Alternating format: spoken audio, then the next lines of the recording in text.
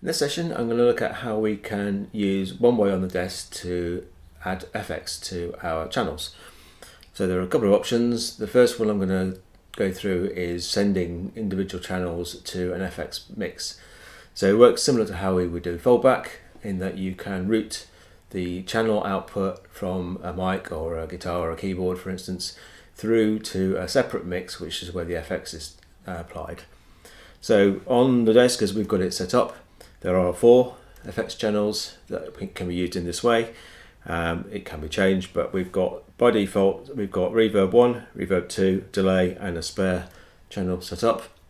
Those are already available, so I'm going to take you through how I can apply those to a pre-recorded mix. So first of all, let me get the band on. So that's coming in from multi-track recording, which I've shown in previous session, and at the moment there's just basic EQ and compression being added by the desk, but no effects. So I'm going to look at reverb first, so we'll do that on the voices. So I'm going to take the guitar and the keyboard out. On my surface here, what I've got set up, I've got vocals 2 and 3, guitar and keyboard. I've also mapped onto the surface here the returns from the 3 FX channels that I mentioned. So there's reverb 1, 2 and delay. They're 3 of our 4 FX channels that set up, and these faders are showing me the level coming out of those, which I'll get to shortly. At the moment there's nothing going in. So to send one or more of our channels through, like we would with fallback, I take the mix channel. So on here it's, you choose the one you want on there. So I choose FX1, select that, and now what I can do is I can choose the amount of each channel that I want to send through. So for instance, send the first vocal through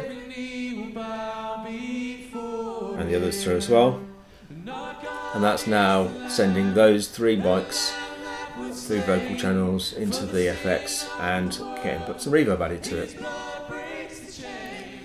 If I go back to the master, I can now control the overall level of that, use either by muting it, so I can turn it on and off completely, so maybe somebody stopped to speak, or I can adjust the level of the reverb that's being output from that channel. So I can have a little bit more finer control over it if I want to. So let me turn that one off for a bit. So let's try a different one. If I bring in our instruments, in fact let's just listen to the guitar. What I'll do is I'll use the second reverb mix and we'll send the guitar to that. So we'll choose reverb 2, bring the level of the guitar up in that mix. So we've now got reverb being added to our guitar. If I go back to the master, again, as I did with the first one, I can turn it on and off completely through the mute, or I can adjust the level out. So that gives me nice control over sending one or more of the individual channels through to an FX channel. So I can get a mix off that. So the third one down there is delay, so I could do that. I could add delay to something as well.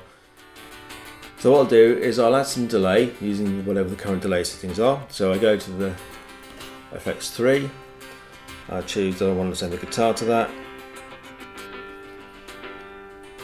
So I've now got some delay, but it's a bit arbitrary because it's whatever the default was. So what I want to do is have a look at the settings on that. So to do that, just below the screen there's an FX button. So if I press that, that brings up the FX units that are currently set up. So I've got reverb and another reverb, and on number 3 is a delay.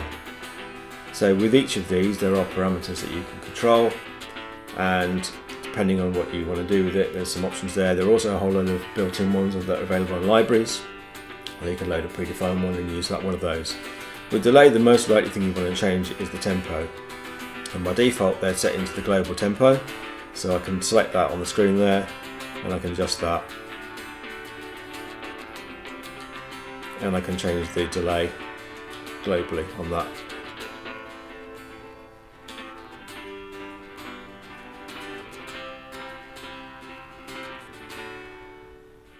There is a lot more you can do with it, so it's an area to do some exploring on, and it's a really useful thing to try out when you've got the ability to do virtual sound check as well. So hopefully that gives you a quick overview of it.